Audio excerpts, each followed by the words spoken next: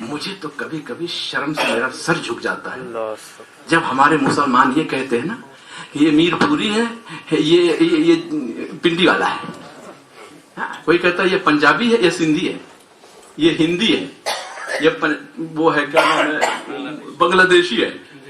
مجھے تو شرم سے میرا سر جھک جاتا ہے. ارے میرے بھائیوں، جو اہل سنت و جماعت سے ہے وہ سب میرے سر کا تاج ہے، اور جو بد مذہب ہے وہ میرے جوتیوں کی ٹھوکروں پہ بھی نہیں. سبحان اللہ. یہ میڈیا پہ آگے کچھ لوگ کہتے ہیں جو فقہ حنفی کو فالو کرتے ہیں وہ کسی بھی فرقے کو ہوں، کسی بھی مسلک کے ہوں، سب کو مل کر اکٹھا ٹائم ٹیبل بنانا چاہیے.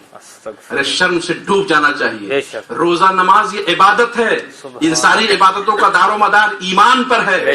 جس کے ہم ایمان کو نہیں مانتے ہیں اور روزے نماز میں پیکٹ کرتے ہو، شرم نہیں آتی ہے؟ سبحان اللہ سبحان اللہ. شرم کرو، شرم کرو، شرم کرو. تم اہل سنت و جماعت سے ہو. الحمدللہ. قادیانی اگر حنفی فقہ کو فالو کرتا ہے اس کے ساتھ بیٹھ کے ٹائم ٹیبل بناؤ گے؟ استغفر اللہ. شرم کرو.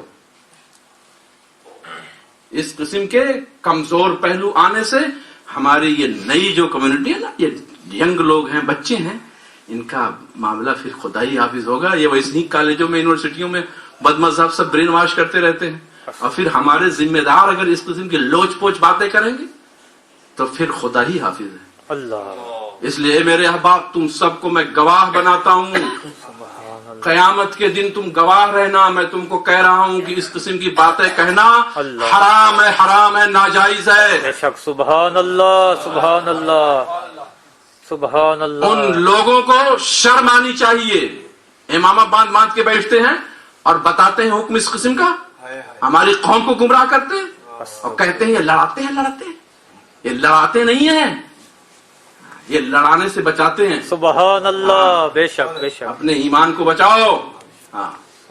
بد مذہبوں سے ہمارا معاملہ زبان کی وجہ سے نہیں ہے، ملک کی وجہ سے نہیں ہے، ان کی بد عقیدگی کی وجہ سے. بے شک. سبحان اللہ. ان سے ہمارا اختلاف اللہ و رسول کی بارگاہ میں گستاخی کی وجہ بے سے. شک. سبحان اللہ. اگر اپنا باپ بھی گستاخی کرے گا، بے شک. سبحان اللہ. نعرہ تکبیر، نعرہ رسالت، فیضان رضا، فیضان رضا.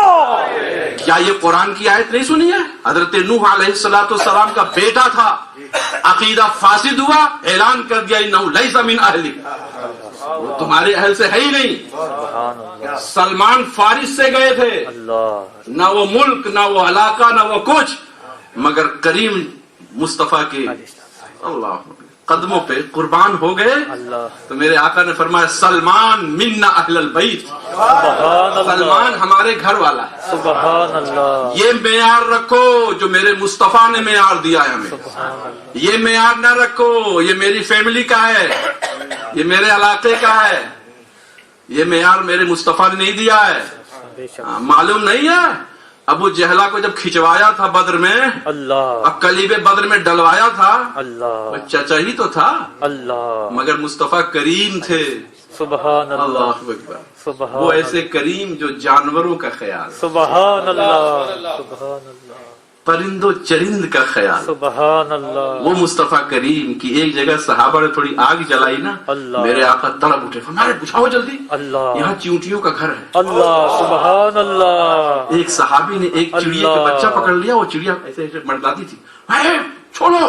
اللہ، تم جب بچے تھے تم کو اگر کوئی پکڑ لے جاتا تمہاری ماں پر کیا بیتتا. اللہ. وہ مصطفیٰ کریم ابو جہل کی لاش کو کھچوا کر کے بدن میں ڈلا. سبحان اللہ. اب پھر فرماتے ہیں مل گیا تمہیں، بے شک. تو ملنا تھا ملا، سبحان اللہ. اور اس کو پھٹکار رہے. سبحان اللہ. یہ مصطفیٰ کریم کا ضابطہ اپناؤ گے، دنیا میں بھی کامیاب رہو گے، تمہاری قبر بھی روشن رہے گی، تمہاری آخرت بھی روشن رہے گی. سبحان اللہ. سبحان